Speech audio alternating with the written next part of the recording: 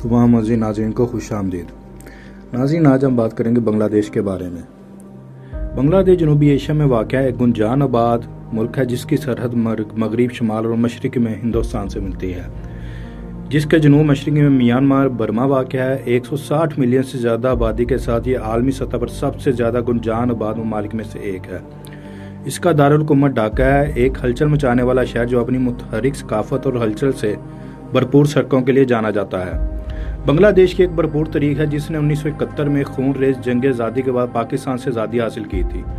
मुल्क के जोग्राफिए पर गंगा ब्रह्मपुत्रा डेल्टा का गलबा है जो इसे मानसून के मौसम में सैलाब का खतरा बनाता है, बल्कि ज़राअत के लिए ज़रखेज़ ज़मीन भी फराहम करता है। बांग्लादेश अपने सकाफती विरसे के लिए मशहूर है जिसमें इसकी रवायती मौसीकी, रक्स और आर्ट की शक्लें शामिल हैं। यह अपने सरसब्ज़ व शादाब वसी दरिया के निज़ाम और मुतहरिक सकाफत के लिए जाना जाता है। मुल्क को कई बड़े खित्तों में तकसीम किया गया है, बशमुल ढाका, हलचल मचाने वाला दारुल हुकूमत चिट्टागांग, मुल्क की बड़ी बंदरगाह और सिलेट जो अपने चाय के बगाह तक कुदरती खूबसूरती के लिए मशहूर है। जोग्राफियाई तौर पर बांग्लादेश गंगा डेल्टा की खूबसूरत रखता है जो गंगा, ब्रह्मपुत्रा और मेघना नदियों के संगम से बनता है। ये डेल्टा खित्ता नाकाबिल यकीन हद तक ज़रखेज़ और मुल्क की ज़री सनत को सपोर्ट करता है। सुंदरबन दुनिया का सबसे बड़ा मैंग्रोव जंगल बांग्लादेश के जनूब मगरबी हिस्से में वाक़या है और ये बंगाल टाइगर और दीगर जंगली हयात के अनवा का घर है। बांग्लादेश एक अशकबंडी मानसून आबो हवा का तजर्बा करता है, अलग अलग गीले और खुश्क मौसमों के साथ। मानसून के मौसम आमतौर पर जून से अक्टूबर तक रहता है। ख़ास तौर पर नशीबी इलाकों में भारी बारिश और कभी कभार सैलाब वगैरह आता है। खुश्क मौसम नवंबर से फरवरी तक, ठंडे दर्जा हरारत और कम नमी की खसूसियत है। मुल्क में कभी कभार तूफ़ानों का भी सामना होता है, ख़ास तौर पर मानसून के मौसम में जो अहम नुकसान और खलल का बायस बन सकते हैं। मजमूई तौर पर बांग्लादेश का जोग्राफिया अपने भरपूर दरियाई निज़ाम, मतनूं मनाज़िर और मानसून आबो हवा के साथ मुल्क के माहौल, मईशत और तर्ज ज़िंदगी की तश्कील में अहम किरदार अदा करता है। नाज़रीन, इसकी तारीख बादशाहतों, नौ आबादियाती हुक्मरानी और आज़ादी के लिए जद्दोजहद से इबारत है। बांग्लादेश के नाम से जाने जाने वाला खित्ता पूरी तारीख में मुख्तलिफ सल्तनतों का हिस्सा रहा है, बाशमुल मौर्य और गुप्ता सल्तनतें। 16वीं सदी में यह मुगलों की हुकूमत के तहत आ गया जो 18वीं सदी तक जारी रहा, जब बरतानवी ईस्ट इंडिया कंपनी ने कंट्रोल हासिल किया। बरतानवी हुकूमत के दौरान बांग्लादेश बरतानवी हिंदुस्तान का हिस्सा था और इसके लोगों ने आज़ादी की मुख्तलिफ तरीकों में अहम किरदार अदा किया। बाशमुल महात्मा गांधी की क़यादत में हिंदुस्तान की आज़ादी की तारीख 1947 में, जब बरतानवी हिंदुस्तान तकसीम हुआ, बंगाल को दो अलग अलग इदारों में तकसीम कर दिया गया। मगरबी बंगाल जो हिंदुस्तान का हिस्सा बन गया और मशरकी बंगाल और असम जो पाकिस्तान का हिस्सा बन गए, जो मशरकी पाकिस्तान के नाम से जाने जाने लगे। ताहम इक़्तिसादी और सियासी तफावत की वजह से वक्त के साथ साथ मशरकी और मगरबी पाकिस्तान के दरमियान तनाव बढ़ता गया। मशरकी पाकिस्तान के लोगों ने बुनियादी तौर पर बंगाली बोलने वाले मगरबी पाकिस्तान में हुकूमत की तरफ से पसमानदा महसूस किया, जो बुनियादी तौर पर उर्दू बोलने वाले अशराफिया पर मुश्तमिल था। इसके नतीजे में 1971 में बांग्लादेश की आज़ादी की जंग हुई। मशरकी पाकिस्तान और मगरबी पाकिस्तान के दरमियान 9 माह तवील मुसल्लह तसादुम हुआ, जिसके नतीजे में बांग्लादेश की आज़ादी हुई। बांग्लादेश की सकाफती शनाख्त इसकी ज़ुबान बंगाली में गहरी जुड़ी हुई है, जो दुनिया की सबसे ज़्यादा बोली जाने वाली ज़ुबानों में से एक है। बंगाली अदब, मौसीकी और फ़नून सदियों में परवान चढ़े हैं, जिनमें रविंद्रनाथ टैगोर, काजी नज़रुल इस्लाम और शेख मुजीबुर रहमान जैसे रोशन ख्याल वालों ने सकाफती विरसे में नुमाया हिस्सा डाला है। बांग्लादेश में रिवायात और रस्म व रिवाज इसकी मतनू आबादी की कासी करते हैं, जिसमें बंगाली, मुसलमान, हिंदू, बुद्ध और ईसाई समेत मुख्तलिफ नस्ली ग्रोहों और मज़ाहिब शामिल हैं। त्यौहार बांग्लादेशी सकाफत में अहम किरदार अदा करते हैं। ईद उल फितर, ईद उल अज़हा, दरगाह पूजा और पोहेला बोशाख जैसी तकरीबात बड़े पैमाने पर मनाई जाती हैं। ये त्यौहार रंगीन त्योहारों और रवायती खानों, मौसीकी और रक्स के जरिए मनाया जाता है। बांग्लादेश तारीखी मकामात की दौलत पर फ़ख्र करता है, बाशमुल कदीम शहर पहाड़पुर जो कि यूनेस्को के आलमी सकाफती विरसे की जगह है, जिसे इसकी बुद्ध खानकाह के लिए जाना जाता है। सुंदरबन दुनिया का सबसे बड़ा मैंग्रोव जंगल और यूनेस्को का आलमी सकाफती विरसा और ढाका में लाल बाग किला मुगल फ़न तमीर का एक शाहकार है। मजमूई तौर पर बांग्लादेश की तारीख और सकाफत गहरे तौर पर जुड़े हुए हैं, जो इसकी लचक, तनों और भरपूर विरसे की अक्कासी करते हैं। इसके मशहूर सियाती मकामात में सुंदरबन, मैंग्रोव जंगल वगैरह शामिल हैं। रास्ते से बाहर के मकामात में शुमाल मशरक़ में श्री मंगल चाय के बागात शामिल हैं, जहाँ ज़ायरीन अपने आप को सरसब्ज़ व शादाब पुरसकून खूबसूरती में गर्क कर सकते हैं और चाय की काश्त के बारे में जान सकते हैं। जनूब मशरक़ी बांग्लादेश में पहाड़ी खित्तों का इलाका दिलकश मनाजिर, मुकामी सकाफतियों और दूर दराज देहातियों को ट्रैक करने और तलाश करने के मौके पेश करता है। बांग्लादेश के लिए मुनफरिद सरगर्मियों में लकड़ी की रवायती कश्ती, जिसे रॉकेट स्टीमर के नाम से जाना जाता है, पर मुल्क के वसी नदी नेटवर्क की सैर करना शामिल है।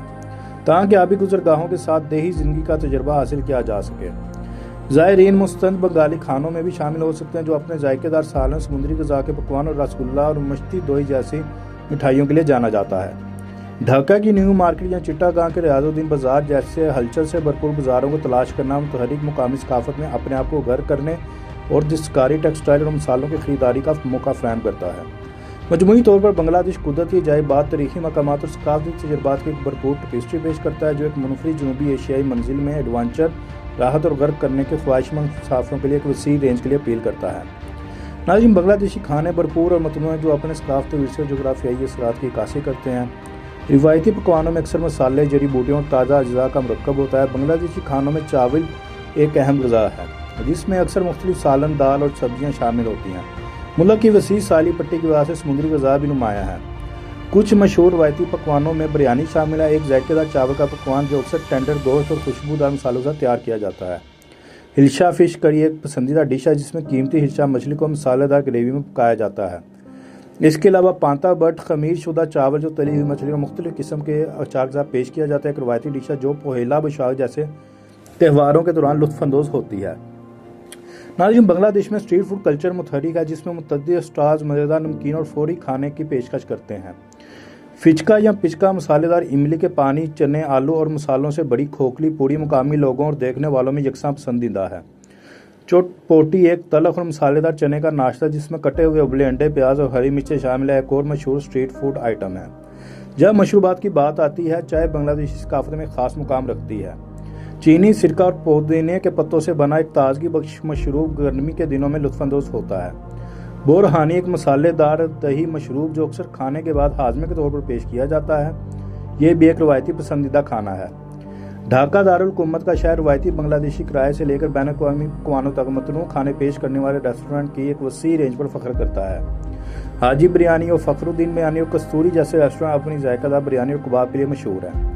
ڈھاکہ میں کھانے کی منڈیاں جیسے نیو مارکیٹ اور چوک بازار ہلچل کا مرکز ہیں، جہاں زائرین مختلف قسم کے مقامی پکوانوں، تازہ پھل اور مسالوں کا نمونہ لے سکتے ہیں۔ ناظرین، اس کی آبادی 160 ملین سے زیادہ ہے، جس میں متنوع نسلی گروہ شامل ہے۔ حالانکہ اکثریت بنگالی ہے، چکما، روہنگیا، بہاری اور گارو اور مارما جیسے قبائلی گروہوں جیسی اہم اقلیتیں بھی ہیں۔ بنگلہ دیش میں روزمرہ کی زندگی ہلچل سے بھرپور ماحول کی خصوصیت رکھتی ہے، خاص طور پر دارالحکومت ڈھاکہ جیسے شہری علاقوں میں لوگ اکثر ٹریفک کو شکست دینے اور اپنے دن کی شروعات کرنے کے لیے جلدی اٹھتے ہیں۔ ملک میں برادری کا ایک مضبوط احساس ہے، وسیع خاندان اکثر ساتھ رہتے ہیں اور ایک دوسرے کا ساتھ دیتے ہیں۔ بنگلہ دیش میں سماجی رسم و رواج اور مذہبی رسومات میں گہری جڑیں ہیں۔ مہمان نوازی انتہائی قابل قدر ہے، مہمانوں کا پرتپاک استقبال کیا جاتا ہے۔ بزرگوں کا احترام ضروری ہے، نوجوان نسل اکثر فیصلہ سازی میں اپنے بزرگوں سے رہنمائی حاصل کرتی ہے۔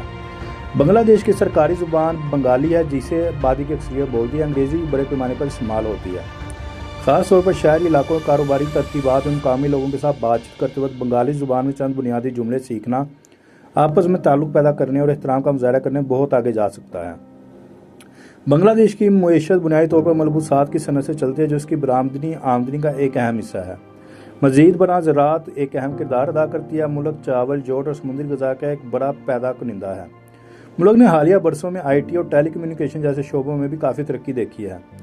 نقل و حمل کے لحاظ سے بنگلہ دیش مختلف اختیارات پیش کرتا ہے، جس میں پبلک ٹرانزٹ جیسے بسیں، ٹرینیں اور فیریز شامل ہیں۔ شہروں میں ٹیکسیاں بھی آسانی سے دستیاب ہیں، حالانکہ کرائے پر بات چیت عام ہے۔